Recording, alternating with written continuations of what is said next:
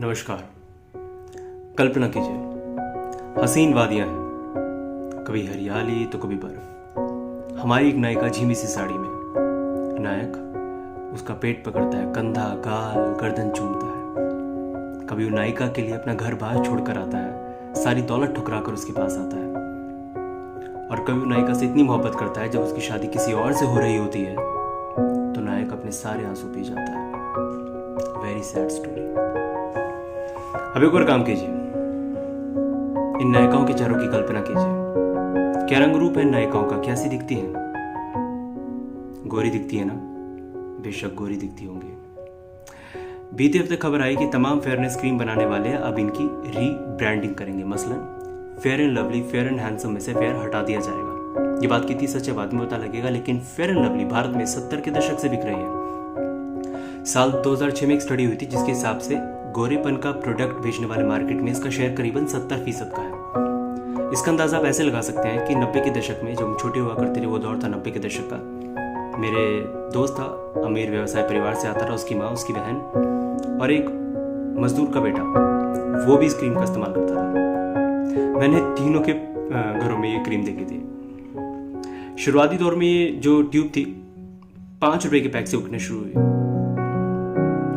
यह हास्यास्पद है कि सालों साल इन क्रीम का इस्तेमाल करने वाली लड़कियों की त्वचा में कोई बदलाव नहीं आया। सिर्फ फेयर एंड लवली नहीं, गोरेपन की कोई भी क्रीम या साबुन लगाने वाली लड़की ये नहीं कह सकती कि 7 दिन में इनकी त्वचा ऐसे बदल गई जैसे विज्ञापन में महिला विशेष की बदल जाती है।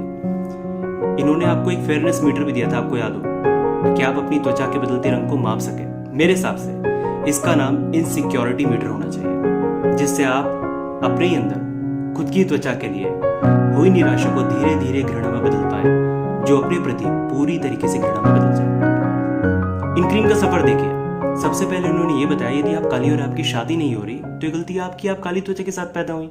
इस क्रीम को लगाएं, लड़के को लुभाएं और आपकी शादी हो जाएगी। साथ ही लड़कों को भी संदेश दिया गया कि जब भी शादी करो लड़की के गोरेपन का ध्यान रखो। फिर उन्होंने ये बताया कि आप अपनी हीरोइंस को देखकर यही क्रीम लगाकर वो ऐसी दिखती हैं। फिर उन्होंने ये बताया, देखो इस लड़की की जॉब इसलिए नहीं लग रही क्योंकि ये सांवली है, काली है, इसकी त्वचा पे कोई निखार ही नहीं है। निखार ना हो तो कॉन्फिडेंस कम हो जाता है और इंटरव्यू में रायता फैल जाता है। नन्ही बच्चियों, किशोरियों, महिलाओं ने इन विज्ञापनों को देखकर लगातार ये जाना कि नौकरी करने के लिए, शादी करने के लिए जो योग्यता चाहिए वो उनमें है ही नहीं। बाजार ने भी उनको ये भरोसा दिलवाया कि तुमसे ना हो पाएगा। नन्ही बच्चियों ने हीरोइनों को देखकर, टीवी पर देखकर ये महसूस किया कि ये तो कोई दूसरी दुनिया की परियां हैं, अप्सरा हैं, ये तो कभी हो ही नहीं सकती। रिश्तों को दिमाग के नहीं, स्किन कलर के नेम से पहचानाया गया और लड़की को ये बताया गया कि जो भी तुम हो, अपने रंग रूप, अपने शरीर से हो, तुम्हारी पढ़ाई काबिलियत का कोई काम नहीं जब तक कि तुम गोरी ना हो जाओ। क्रीम बेचने वालों की हालांकि सोशल प्रेशर से थोड़ी बहुत आंखें खुल रही हैं, लेकिन समाज का बहुत बड़ा तबका आज भी गहरी नींद में सोया हुआ है।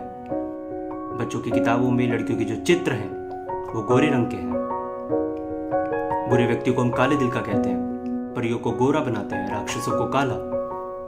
काली बिल्ली, कुत्ता, जानवर, पक्षी को हम अशुभ मानते हैं। यहाँ तक कि काली देवी को छोड़कर जिन भी देवियों की हम पूजा करते हैं उनको फोटो में, किताबों में, कैलेंडरों में हम गोरे रंग का पाते हैं, जबकि असल जिंदगी में हमने इन देवियों को कभी देखा ही नहीं है।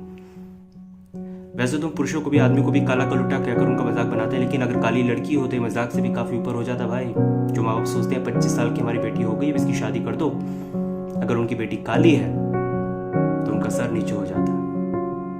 वो थोड़ा और धन जोड़ते हैं, थोड़ा और पैसा जोड़ते हैं। ये सोचते हैं कोई इसी की जोड़ का मिल जाए ताकि जोड़ी पे कोई सवाल ना उठाए, क्योंकि वो जानते हैं जिस घर में भी बेटी की फोटो देखने के लिए भेजी गई वहां ज्यादातर लोगों की फर्स्ट चॉइस नहीं होने वाली। सालों साल जिसे क्रीम कहकर बेचा गया वो ट्यूब क्रीम की नहीं, हताशा की थी, कुंठा की थी, असुरक्षा की थी। बदलते बाजार में अब हमसे कोई ये कह के जाएगा डार्क इज ब्यूटीफुल और मार्केट की हवा बदल जाएगी, याद रखें हमें एक कदम आगे बढ़कर ही सोचना होगा। डार्क हो या फेयर, हम ब्यूटी के फेर में ही क्यों फंसे हैं? हम सुंदरता के कॉन्सेप्ट को इतना बढ़ावा देते ही क्यों हैं कि सिर्फ हमारा होना ही दुनिया के लिए काफी नहीं? सोच बदलो, दुनिया बदल जाएगी। मसला गंभीर है भाई, और चुप ना रहें। इस पे ज़रा से ज़रा बात करें। ब्लैक हो या वाइट, लाइफ मायने रखती है, ज़िंदगी